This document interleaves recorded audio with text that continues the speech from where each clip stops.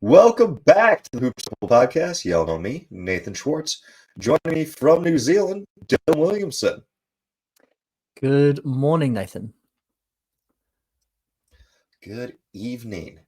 How are you feeling? Your Clippers, last we talked, you were feeling really good. They had just beat Dallas, and then all broke loose. That's right. It's been so long since we've talked that the last time we were on, we were celebrating a Clippers victory. Looked like they were going to escape the first round without Kawhi Leonard before it all came crashing tragically down. Game 1, James Harden, and Game 5 and 6, James Harden are sadly not the same player. Very different players. Still James Harden. He's still exactly who we thought he was. Well, do you want to start with Dallas? Sorry, go ahead. Do you want to start with Dallas? You want to jump right into Mavs Thunder? Yeah, let's do it. All right. Do you know what PJ Washington was shooting during the Clippers series? From the field or from three? From three. I feel like it wasn't that good, but he seemed to make them whenever at like the biggest moments. Was it like 30%? But it was like 60% on like go ahead shots. I don't know what it was on go ahead shots, but over the over the 6 games against the Clippers, it's 31%. Counting the last game against the Clippers. So since game 6, games 1 through 3 against the Thunder. So his last 4 games, he is shooting 52.9% from 3 on 8.5 attempts. He's averaged 20 points per game over the last 4 games. Really almost 27, 28, 8.9 last 2 games. He is the new Rui. He is this year's playoff sensation. Did you see it coming?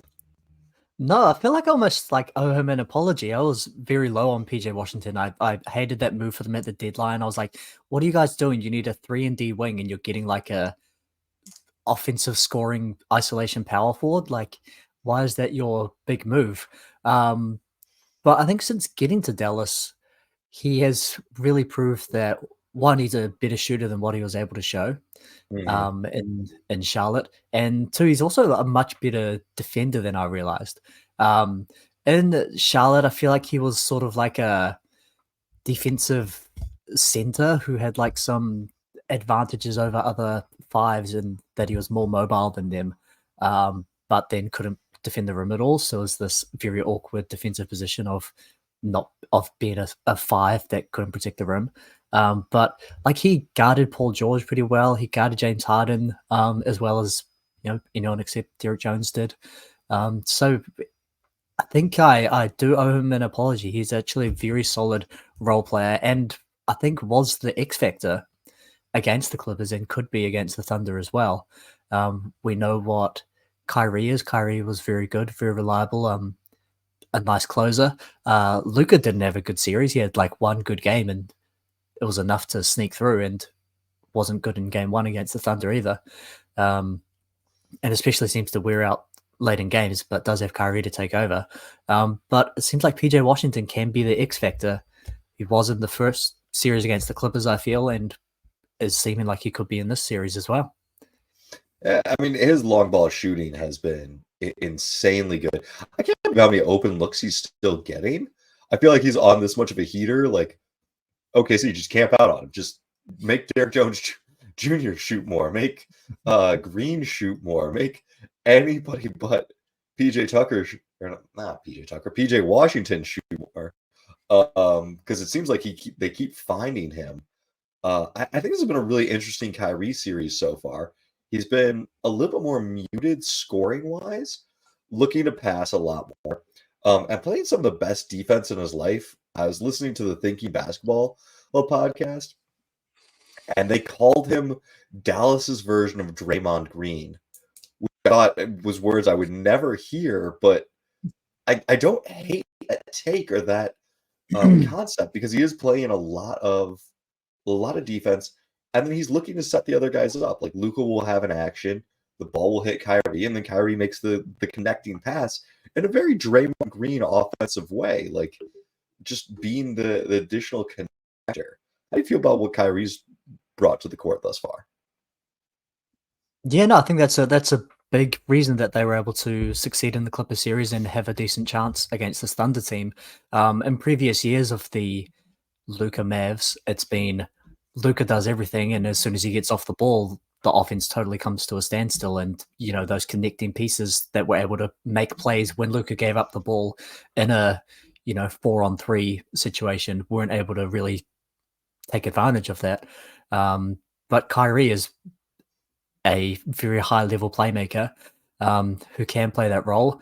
Did play quite good defense as well. He was one of the best defenders on James Harden in the first series, which is something that you probably wouldn't have expected coming into it. And in addition to that, I think just his skill set as a closer is very well suited to Luka, who is like a very good first half player, like does most of his scoring in the first half and Mhm. has a tendency to wear down. Whereas Kyrie is like one of the all-time, playoff closers.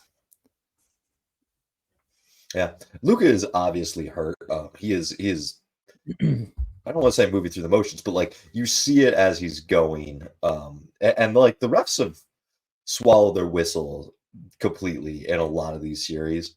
The amount of contact that him and Dort are having with each other, I found it really funny. Was it game three? There's a Dort drive, and he pummels over Luca, and Luca's like, "What do you mean that's an offensive foul?" I'm like, What do you mean then? Like you're doing that to Dort. Like there's so much physical contact going on between those guys, and Luca seems really kind of hampered by it. So I am hoping that he can kind of get through that. Do you have a preference for which big they play? I want to hear your takes. Like Lively versus Gafford. What are you seeing out there? What are you liking or disliking? I feel like they are quite similar. Lively seems to have provide more of a threat as like Hmm. um a vertical threat offensively. Both of them I feel like were pretty good defensively against through two series. Hacker Lively, a unique strategy. We haven't seen a big man getting hacked in a long time, so maybe that is a reason to go away from him. Although I think he did make all the free throws that he was, or made not all of them, but made a Yeah, reasonable amount. the initial one caught both of those, or maybe one of two. But when they went back to it again, he made four straight, and the Thunder just were like, Mm, "Cool, we're done with the hack a lively." yeah. Um, I I do love Mark Daigneault going to it. You got to be creative in the playoffs, and him going to like 2015 Dwight Howard defense. Um, I bringing back the old days. I pulled up the Popovich fouling Shaq 5 seconds into a Suns Spurs game clip for my wife. It was just like, because she was wondering what was going on. I'm like, watch this. Yeah, Like Lively's just racing around the court. But they're yeah. trying to. She's like, "Why, It looked why, like why are they chasing this dude?" it looked like flag football or capture the Yeah. flag, and it's just no. It's we gotta catch Lively. Um, I so I feel like Gafford's the better player. When I watch them individually, Gafford Mm, seems to be in more of the right spaces defensively, more of the right spaces offensively, much more demonstrative defensively. But for some reason, it looks like the team is clicking better with Lively. Like I don't know, it looks like Luca and Lively are boys out there, and I can't say it better than the vibes, but they seem to have really good vibes and really good connections. It's nice that they can always have both of them out there because Gafford keeps hurting himself. I think he smacked the backboard too hard and hurt his thumb, and then game two it hurt his shoulder. But it looks like the team is happier and more energetic when Lively's out there. So I was curious because I think Gafford's better. When I watch Gafford, I think Gafford is better, but the team is better with Lively, and that's just an interesting thing to me. yeah, and maybe it's like a little bit of that, like rookie, sort of proving yourself, where he's just gonna run harder than what Gafford is. Um, I was talking about him as a vertical threat. on the lob, which is quite hard to do when Chet Holmgren is on the floor. But that's one example of a the sort of effort or intention kind of play. Yeah. Well, speaking of Chet Holmgren, we got the Thunder on the other side of the series, down 2-1 with Game 4 in Dallas. Chet has been struggling. His three-point shot not falling. In the playoffs, he's 28%. During the regular season, he was 37% from deep. So a pretty sizable drop. What adjustments or what are you thinking for OKC to get back in the series or even it up in Game 4? I don't know that necessarily Holmgren's offense is going to be the thing that does it. Like it is difficult for them because of the way that they have succeeded through the regular season is by playing 5 out all the time. And when Chet isn't going to make shots, which does happen to young players in the playoffs, like the shots get harder. And Dallas does have some good, quite mobile big men that can make closeouts and make that job difficult. The two big lineup, what did you think of that? Do you think that is a something that they could go to more? My biggest thing for them is like stop playing Josh Giddey, which they kind of did in Game 3. More Wiggins, more Isaiah Joe. I like some of the Giddey moments. I came into Game 2 knowing that Giddey was pretty much benched during the second half, and there were a number of good moments that I felt like he had though, where he was the connecting piece. I think they need to move Giddey to the bench. I'd like to see more Isaiah Joe or potentially Cason Wallace. I know he hasn't been great during the playoffs, but during the regular season, his shooting was big, and I feel like he provides a good defensive presence. The Jalen Williams, the double big lineups, the J Will, J Dub, and Chet. I really like those from a shooting spacing aspect. He did not play much during the regular season. Chet had his first assist to Jalen Williams in Game 3, first all year. So it's not very experienced, but if you have Chet needing to chase out to three-point shooters, OKC can't get a rebound. Like, there's no one with the body to box out either Gafford or Lively if Chet is trying to chase down a three-point shooter. Having J Will gives them someone who can put a body on those guys and contest for offensive, or in that case, defensive rebounds, which I think would be really big. Yeah, and like looking at the box score from Game 3, you would almost think that the Thunder won.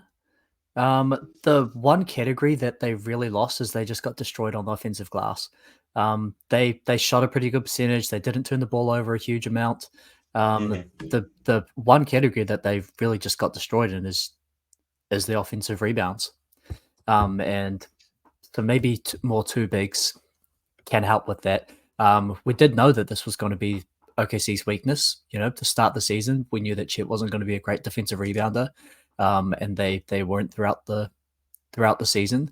But it didn't seem to matter. But now with 48 minutes of, as you say, Lively or Gafford, who are two really large athletic guys who can get in and get rebounds, and even like Derek Jones Jr., who's got the hops to make a play on the glass.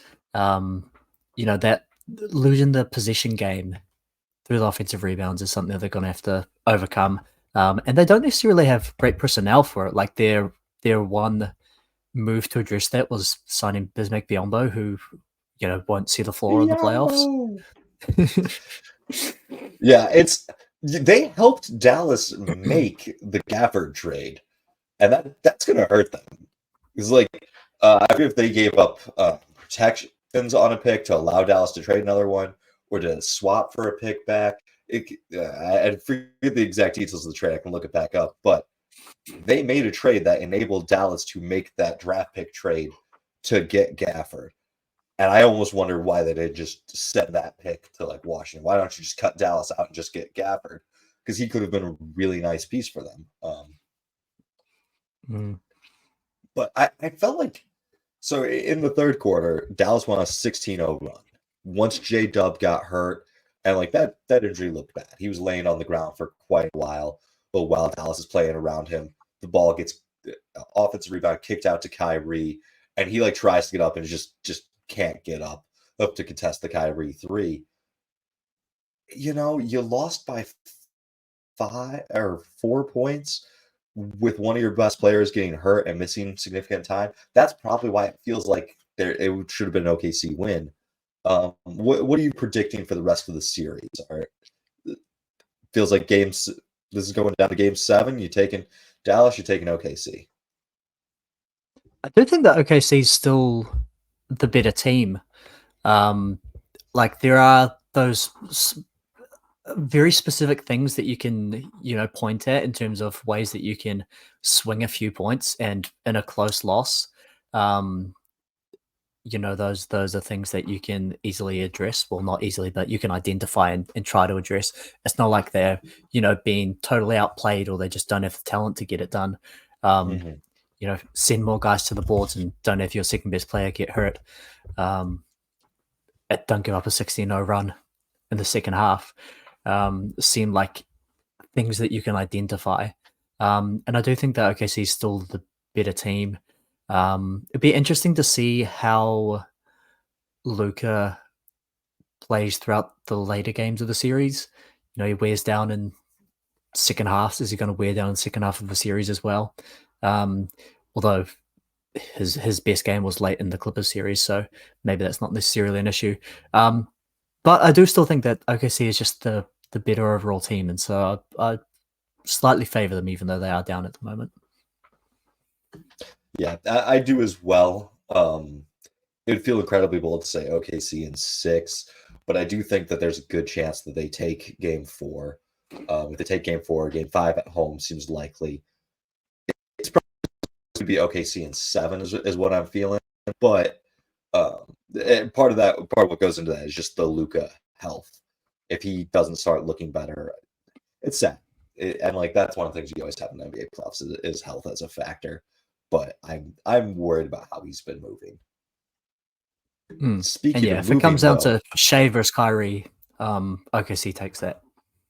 Yeah. Speaking of moving, though, let's talk Knicks Pacers because that game wrapped up today.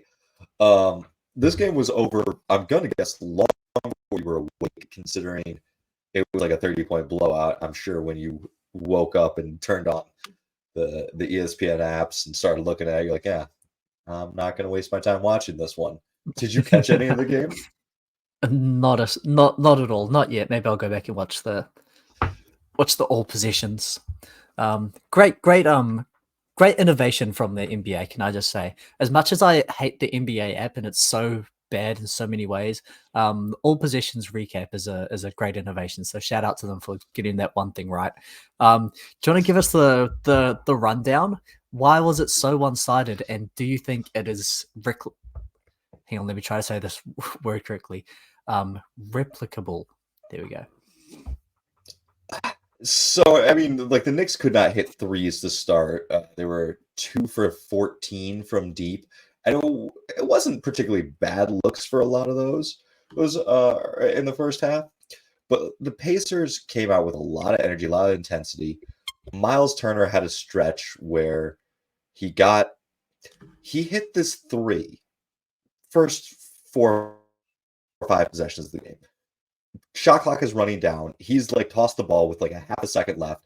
He's fading away over 2 Knicks who are like doing a good job closing out, and it swishes. Just beautiful shot from a like arc and going in aspect, but like off balance, didn't look comfortable.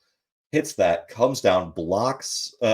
Forget who drove, but he gets a block, races up the court, gets an offensive rebound and put back.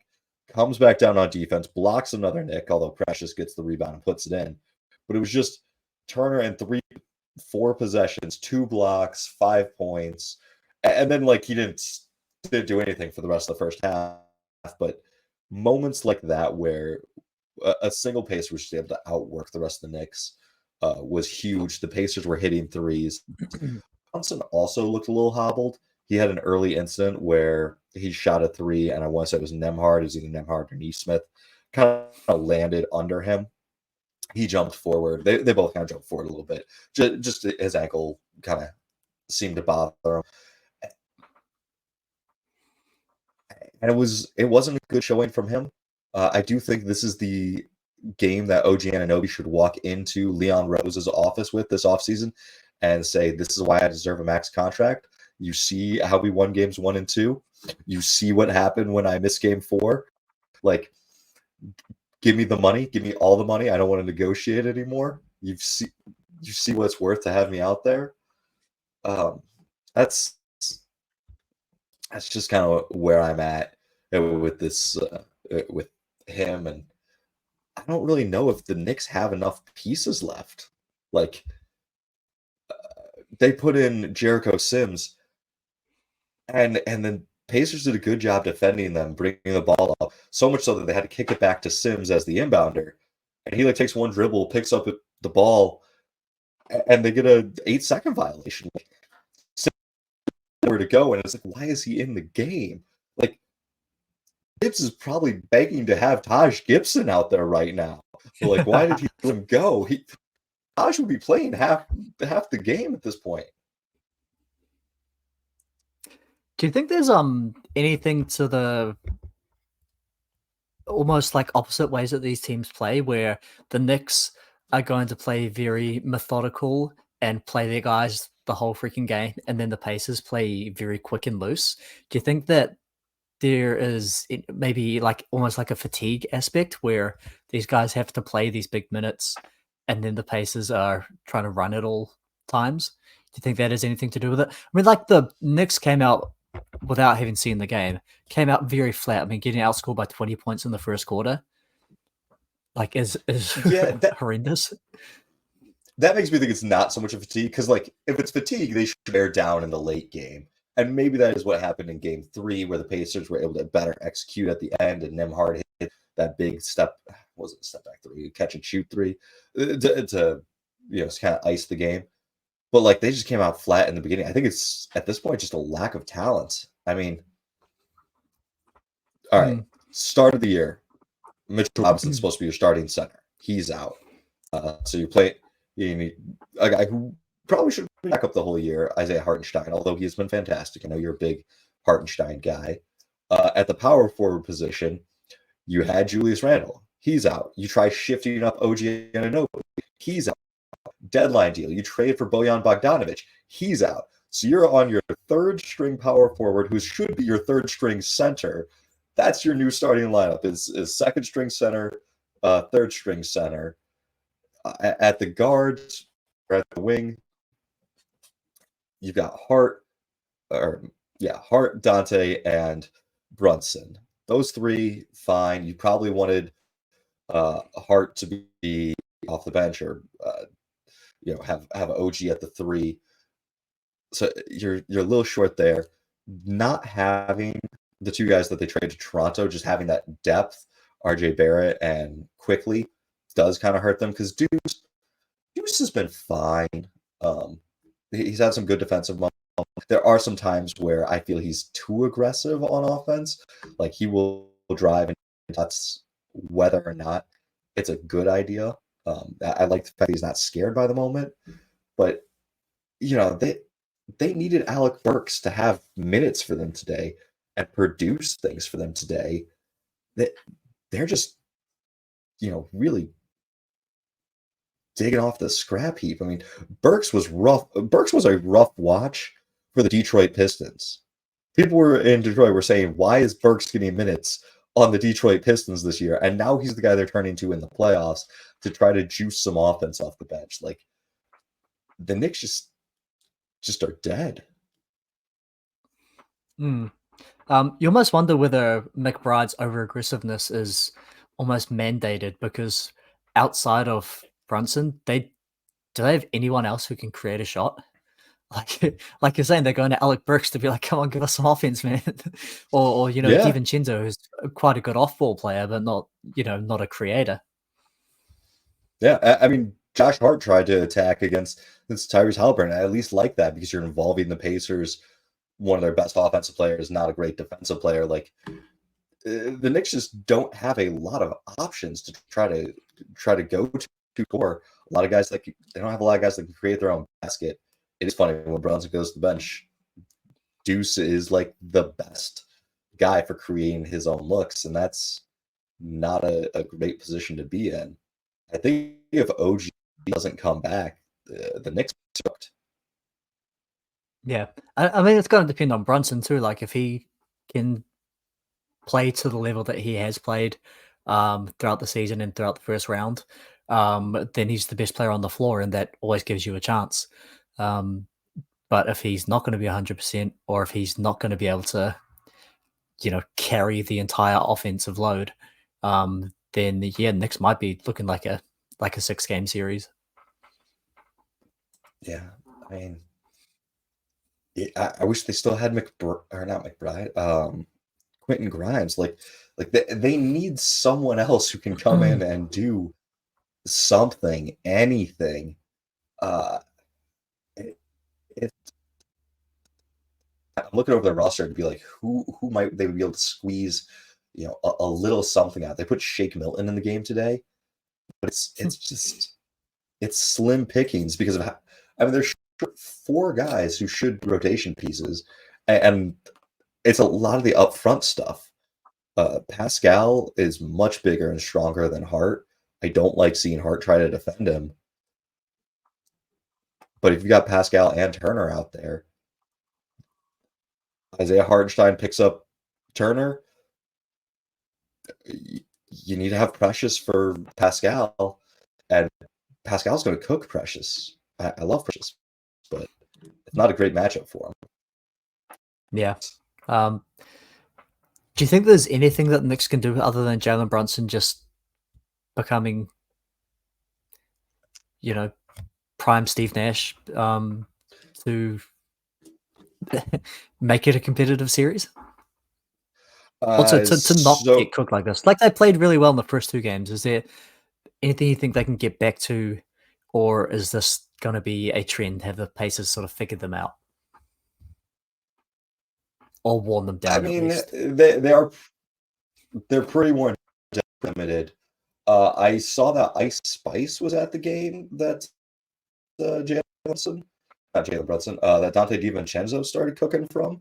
So maybe they keep inviting her. Maybe it's the Jordan Poole effect of like you Yeah, get Ice Spice in the building.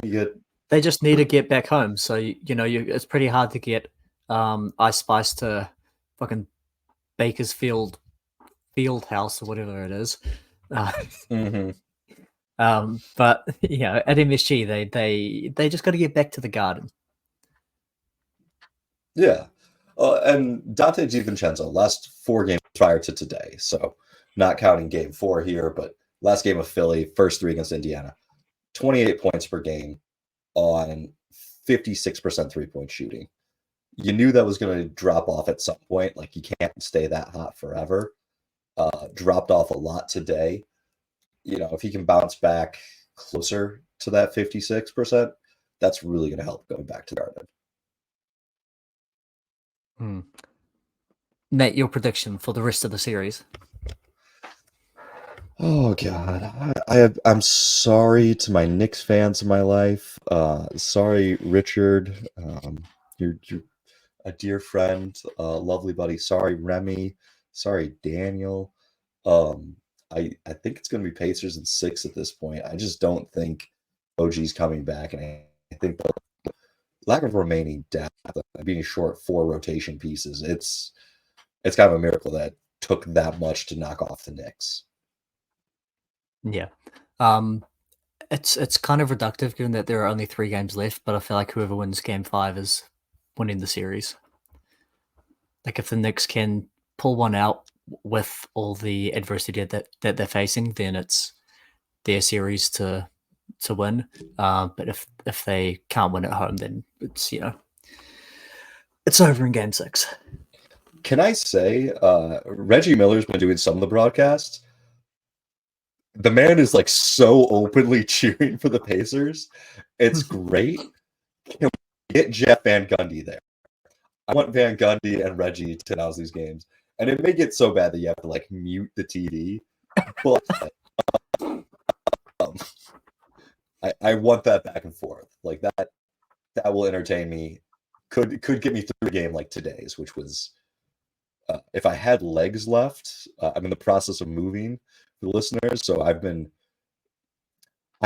physically moving the weights out of my basement into the new basement that I'm going to be living at, or the house that I'm going to be living at. So just like carrying up dumbbells, carrying up like plates. That was my day, and my legs were just shredded, and so I collapsed on the couch. I was like, man, I should probably do something else because this game sucks. I was like, I can't move.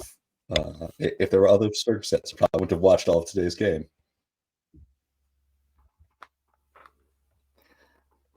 All right. Shall we swing it back out west? Or do you want to talk? Do you want to talk Celtics Cavs? Let's talk Celtics Cavs just because I'm not going to have this thing edited and posted today, Sunday, that we're recording this.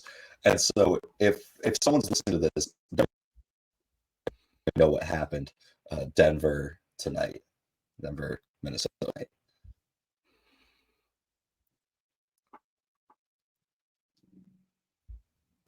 I will say, this is the series I watched the least of.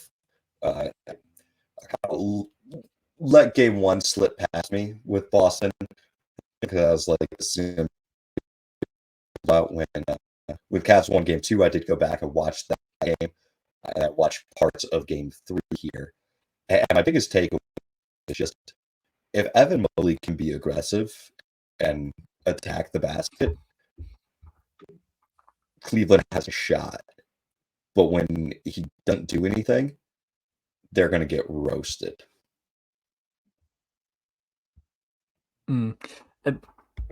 When you've got Tristan Thompson and Marcus Morris playing playoff minutes for you, it's hard to see the way that you succeed. Like maybe you're right, but the Celtics, the way that they can be exploited at the moment is by getting to the rim while they don't have Porzingis. Al Horford is a good defender in space, but not necessarily a great rim protector. And with the minutes he's playing, if you put more, stress on him, maybe that's the way that you can get it.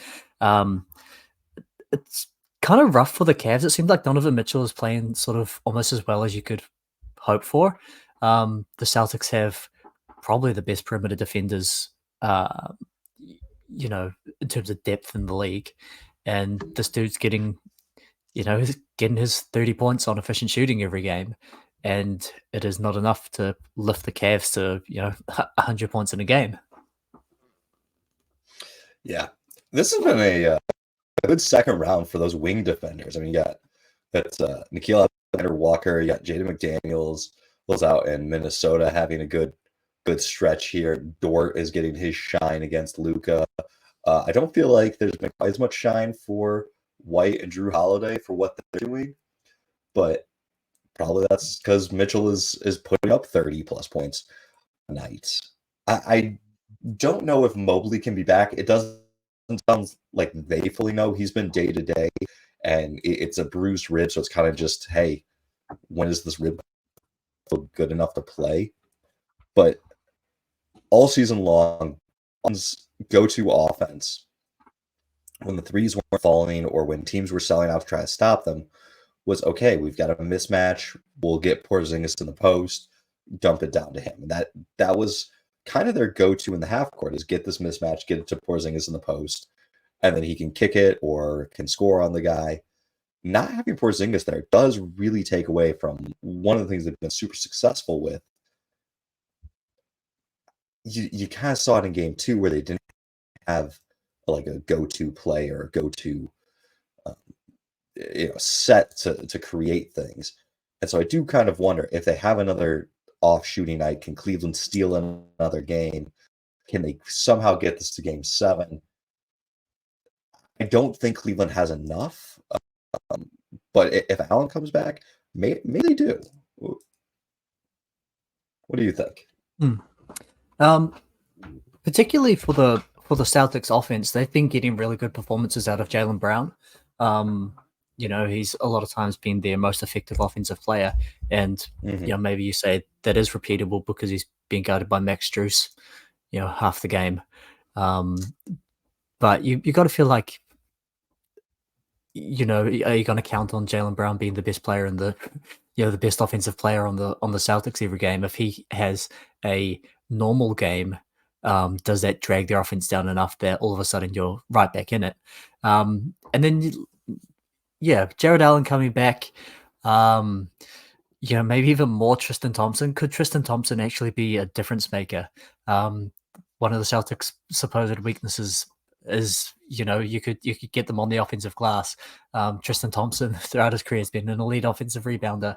Is this an opportunity for 37-year-old, whatever he is, Tristan Thompson to make an impact?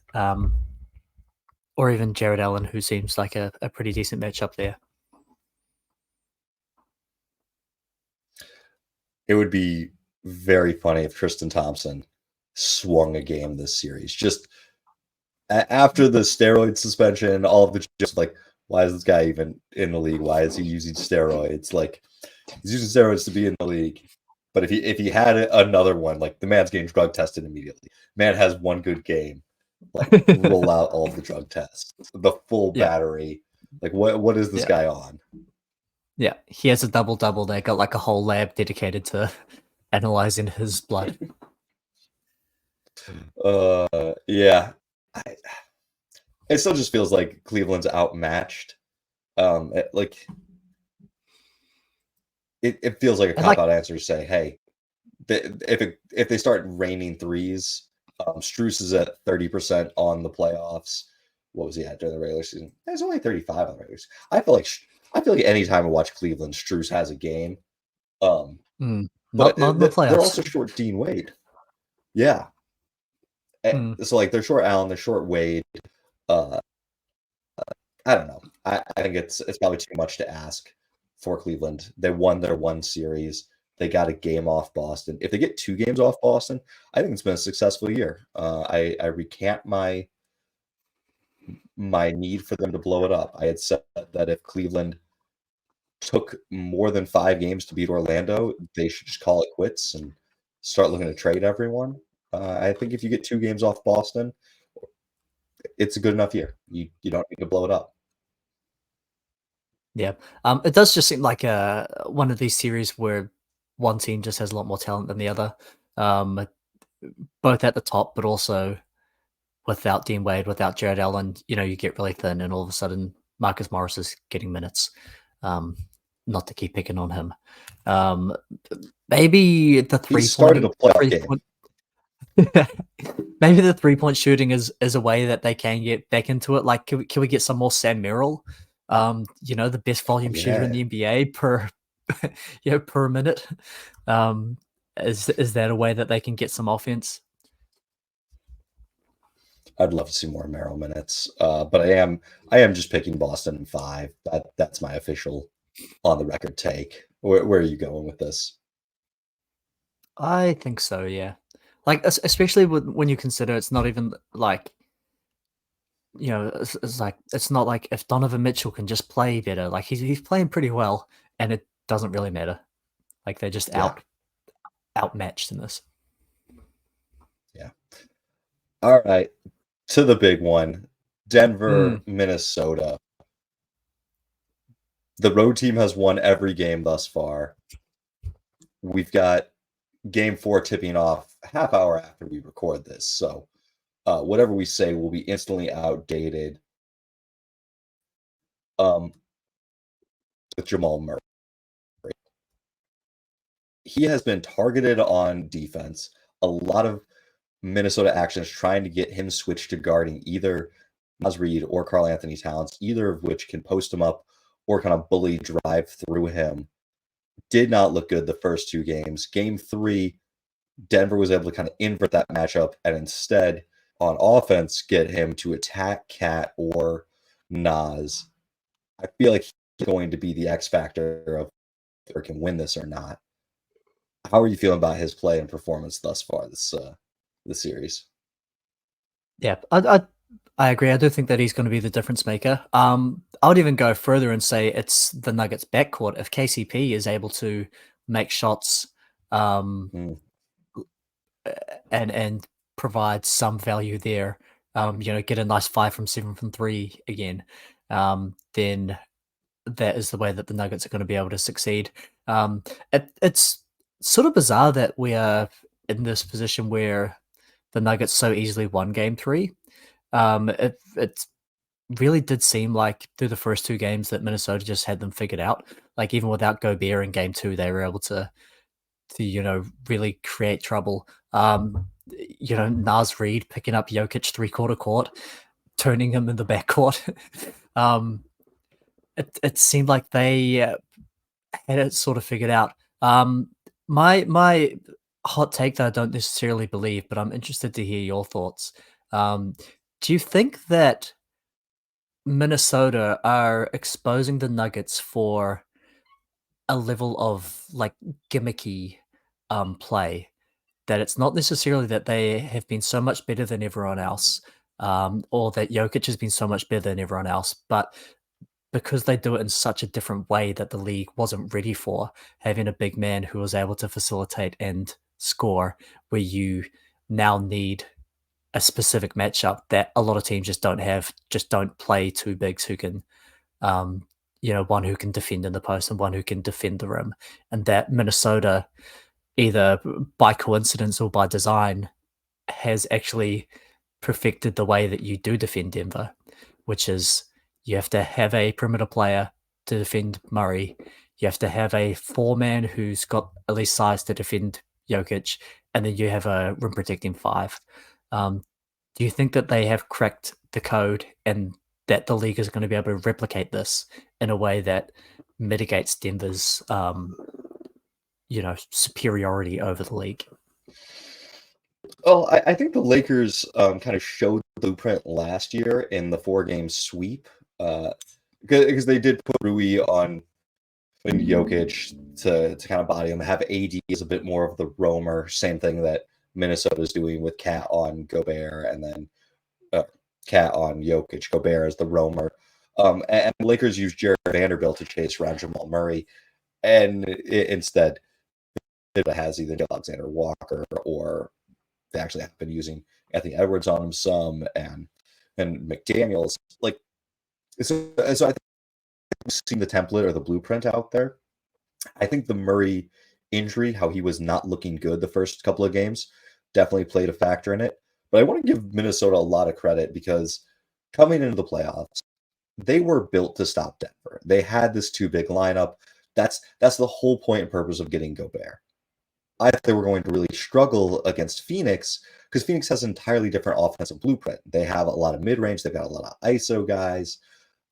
Denver has this free-flowing in offense where a lot of cutters around Jokic. I mean, he is the central point, but he can find anyone. I thought Minnesota was built to defend that, but they switched up their defense. They defended Phoenix way better than I expected them to, than I thought they would. And so, like, I don't think it's a luck or a complete design. I think this is a really good defensive team that could take on anybody. I think at this point, well, after game 2, they started to become my title favorite. I was seeing how they could just dismantle the Celtics. Game 3, I think I saw every bad habit that I've seen in Minnesota kind of crop its ugly head back in. You had Cat kind of gunning for his own stuff, engaged defensively. Nikhil Alexander Walker, a bit too high of a motor and not enough of a focus. This, which has been one of my critiques of him over the course of the year. And then McDaniels' offense has just utterly abandoned him this series. He is shooting 30% from the floor, and I know he's provided a ton of other value out there, but part of his value is being a spacer, a 3 and D guy. And if he's not going to score, not going to look to drive, that does make life easier for Denver. So I'm not quite ready to give up on the Nuggets just yet. Yeah, and I mean, Game 3 was definitely an indicator that they do still have ways to succeed. Jokic is still, an offense unto himself, and Jamal Murray can still be that playoff, um, initiator and finisher, the guy that finishes the plays that Jokic is able to create. But going back to how we started this, I think it's going to come down to whether Murray, but also KCP, are able to make the shots that Jokic is able to create for them. If those guys are going to knock them down, then Denver has a chance. If they are going to be up and down, then this is one for the Wolves to take. What did you think of the way Edwards looked in Game 3? Wasn't the biggest. I mean, it wasn't a good Edwards game. I do think he's looked really nice over the course of the series. I'm actually trying to remember what Edwards even looked like in Game 3. I've got all my notes, but just not as aggressive, not out there much, not trying as much. He's a guy that we always talk about having that dog in him and having that aggression and that fire. I don't feel like I saw him much in Game 3. Am I missing something? Or I've watching a lot of basketball. It's starting to bleed together, but yeah. Maybe this is a telling stat that supports your idea on lack of aggressiveness. 37 minutes, 19 points, 53% from the field goal, 53% from the field. So playing a lot of minutes, making the shots that he takes, and only putting together 19 points. Yeah, and 9 points in the first half. It's an efficient night for him, but kind of a quiet night. It's one of the nights where you guys see him try to take more. Although Denver got up big pretty early, and I kind of worry about Minnesota just having taken their foot off the gas. Hey, we had a chance. They had a chance to finish Denver at home, and they just didn't do it. Didn't step on the throat. Yeah, I mean it's a shame the way that these things work out time wise, because this Game 4 is going to be fascinating. Yeah, this could be the game of the playoffs. This is the one that's going to determine whether Denver are still the favorites to come out of the West, or if Minnesota is now a legitimate championship contender, when everyone, myself included, were writing them off as a regular season team before the playoffs started. Yeah. I was reminded that Denver did come back from a 3-1 deficit during the Jokic era. You, as a Clippers fan, I'm sure had firsthand experience watching that in the bubble. Yeah. So I say that to say that there is still a chance that they can come back if they do lose Game 4. But one of the big things with Denver was their commitment to the young guys, the kind of two timelines, or maybe not two timelines, but if we bring in and develop young players, the Christian Braun, the Watson, that is a way to have cheaper rotation pieces, as opposed to trying to always go out and trade for another veteran or try to sign guys on the minimum. I think this series is going to be overpaid Bruce Brown. Yeah. Like Justin Holiday has been probably the best nugget off the bench over the course of this playoff run. That's Reggie, but Christian Brown and Peyton Watson have not looked particularly great. I think that's very worrisome. Yeah, and in certain ways, they, investing in those guys was necessitated by just like the salary cap. You can't really go out and continue to add good players when you're already a team with a lot of salary. The league has made it harder and harder for teams that are already good to improve by adding more players. And also Denver, low-key, is kind of cheap. They don't want to be a high tax team, despite being in the midst of a of a championship run. And so it was essential for them to invest in Braun and in Peyton Watson, but those guys, like you say, haven't been able to play at all. And Justin Holiday, who was almost unplayable in the regular season, now as a veteran who like knows how to do some stuff, becomes essential.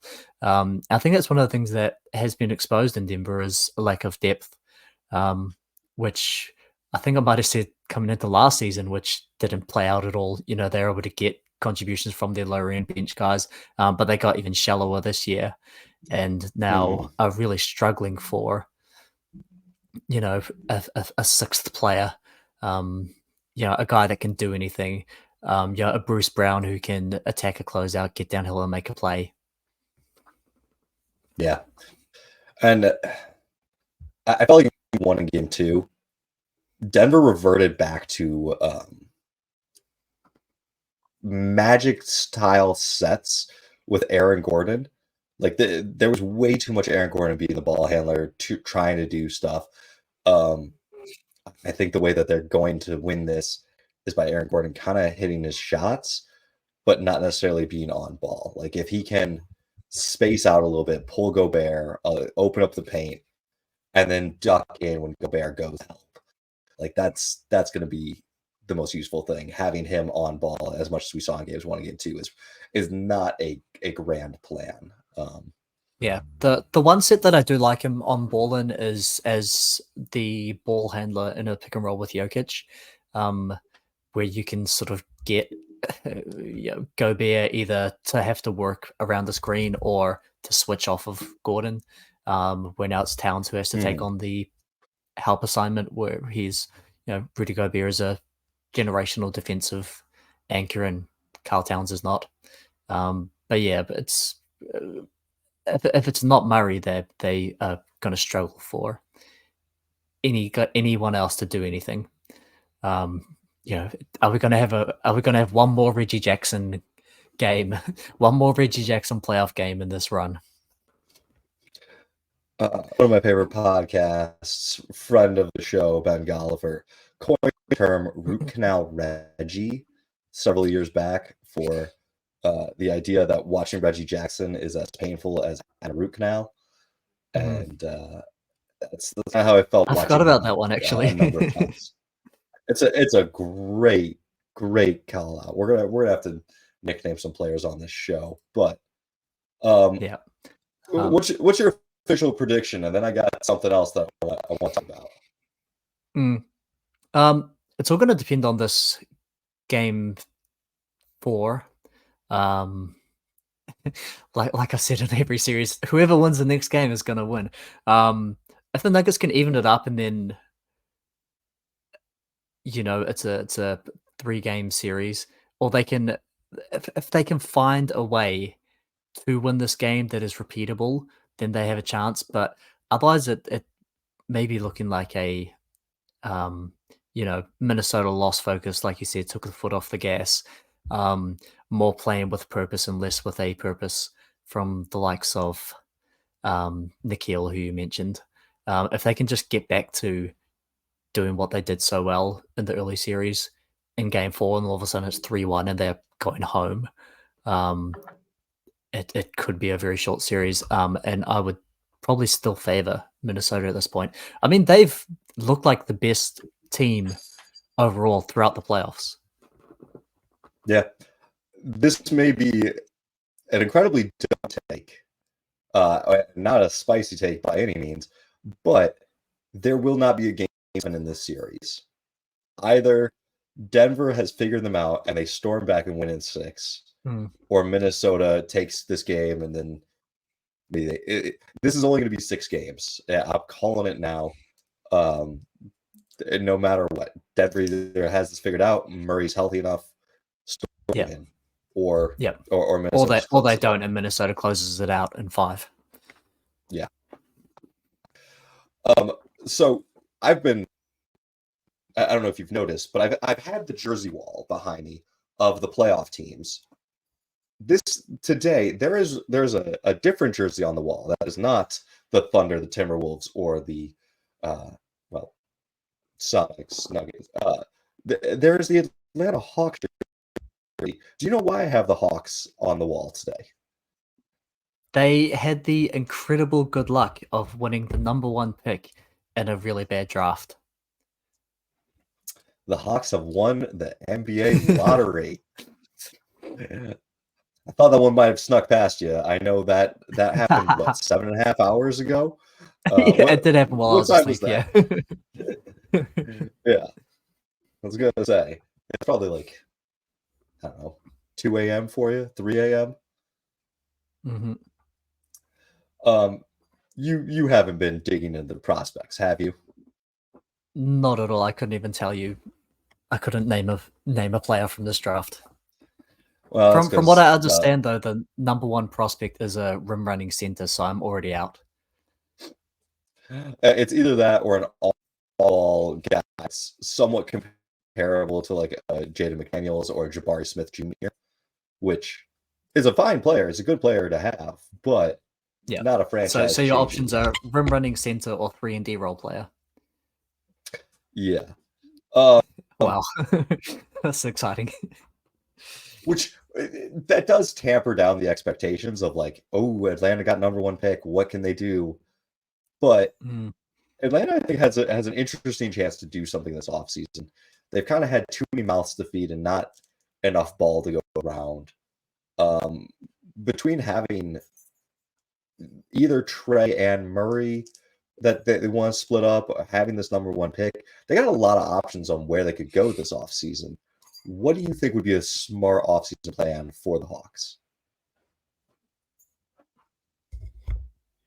It's tough because normally a team like this who's like stuck in this weird position of, needing to do something radical and then getting the number 1 pick is like, okay, perfect. There we go. There's our next franchise guy. We can blow it up. We'll just move both of these guys, get what we can in return, and we'll build around this number 1 pick. But when you're getting it in a weak draft, it's makes it such a lot more tougher of a choice. I do think they need to trade. Yeah, they can't keep both of these guys. They need to trade one of them.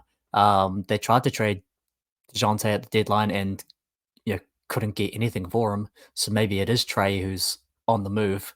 Um, I think Clint Capella is off contract as well.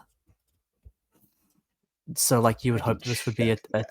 a chance to invest in a Kongwu, but if you're going to draft a center over top of him, that makes that awkward again. Um, is this build around the number 1 overall pick in Jalen Johnson time? That doesn't sound appetizing. And so maybe instead it's a chance to double down. Maybe it is moving the number 1 overall pick, moving Trey Young or DeJounte and bringing in another star and really make a good run at getting the 8 seed. So I am seeing Landry Fields saying that trading the number 1 pick is not on the Hawks' radar. I think that I think they came in with any sort of plans of, hey, what happens if we get the number 1 pick. They had such a slim chance of getting it. It probably wasn't even a foggiest idea of trading. It does have 1 more year left, but the Hawks cap sheet is roughly like Trey is under contract / as a player option in 26-27. DeAndre Hunter, 25 million, 26-27. John Murray under contract till 27-28. Okongwu, it's not a bad contract, but under contract till 27-28. Like they've got some big contracts on the books. Any other draft, I would say this is your chance. Blow it up. Everybody but Jalen Johnson, number 1 pick, and Vic Krejci, like everyone else can go. Maybe keep Bruno. I feel like he's a good guy. But everyone else can be gone. Since it is a rough draft, I don't know that you do that, but I am interested to see what you can get from the Spurs. You know,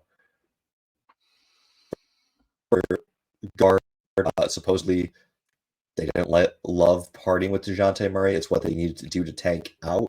They have Hawks picks.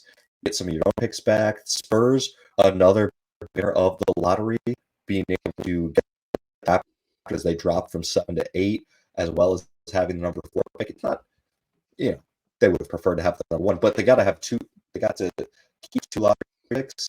I think that they're a Spurs deal now more than ever. And maybe the Spurs give up. I don't know what the Spurs could give up. The Hawks would want enough for the number 1 pick, but they could pair the Frenchmen together. It could be a little French with Victor. I don't know how to pronounce his name, but just saying.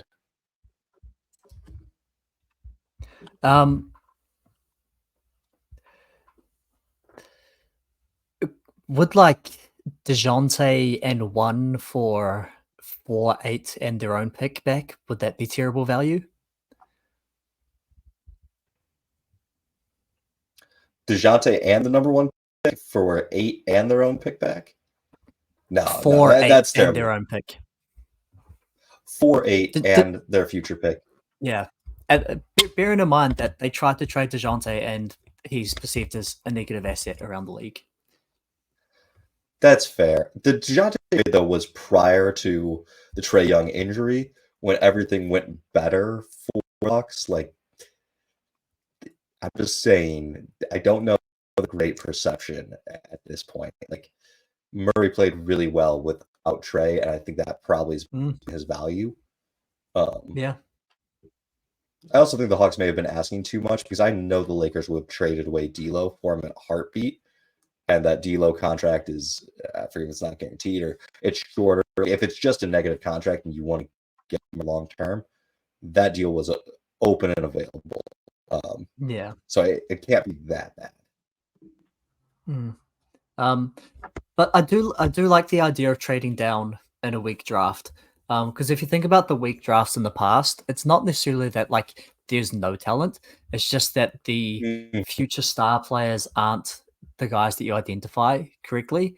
And so, think about like 2015, is it? Where you get like, who's it, Anthony Bennett at number 1, but then you get Giannis at 15 or whatever. And so these quote unquote weak drafts, scouts and that sort of thing are good at picking where the top is weak. But no one really has an idea of what's going to come out of, the lottery. Yeah. I like that. Maybe just 1 for 8 or for 4 and 8. Like, just get 2 shots at the apple as opposed to 1.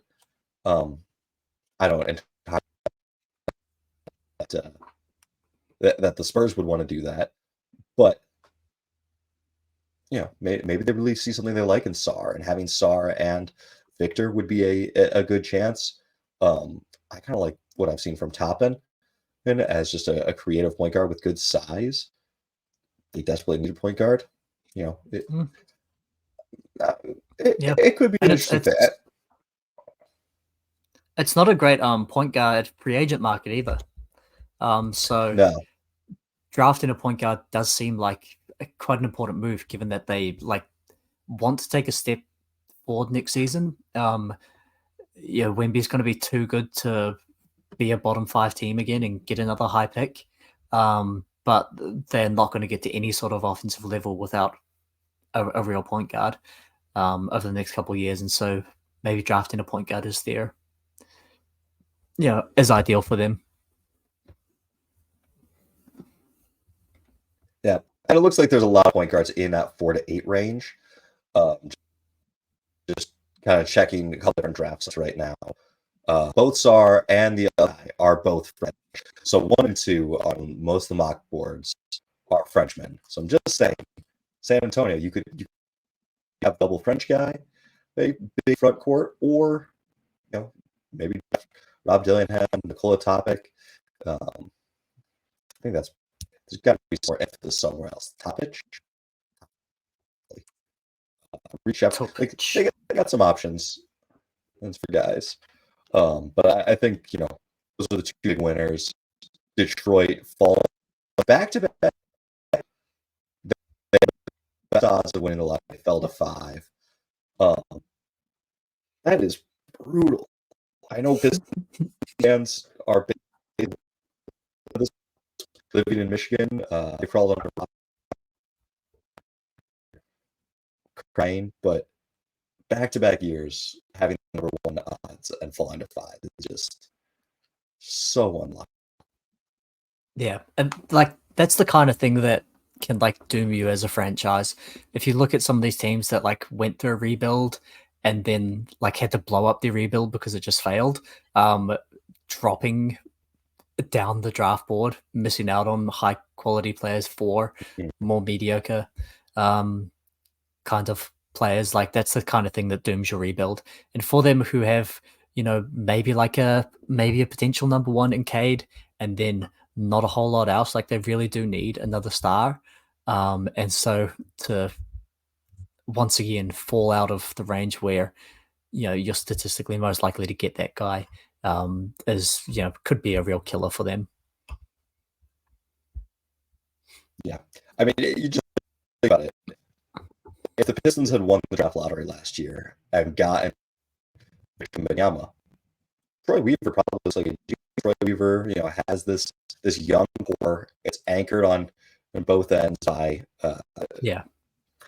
Cade and by Victor. And I think Victor could have played with Jalen Duren. Because Duren is much more of a big, showing a little bit of spacing. He's working with Rashard Lewis to kind of get some handles and get some shooting. But those two, an empowering fine. Now the Pistons GM looks great, but you get bad lottery luck, and it's why it's a lottery. That's why it's luck, and you can't.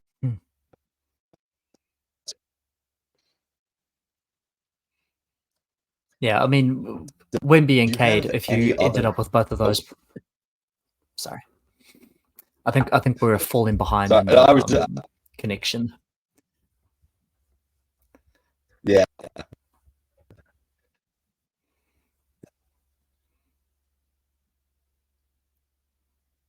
Yeah.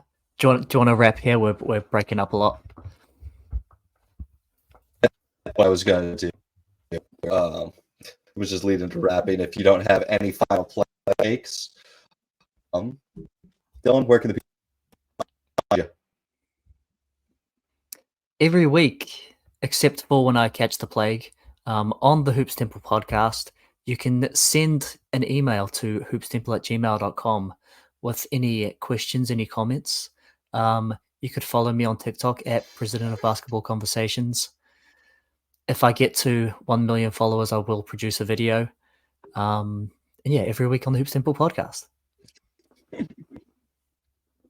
Yeah, you can also join us in the Discord. Link in the show notes. If you Discord link, you need to plug to a browser, but we'd love to talk to you. You can also find me, Nate_Hoops Temple on TikTok. I'd love to hear from you guys. Have a good week.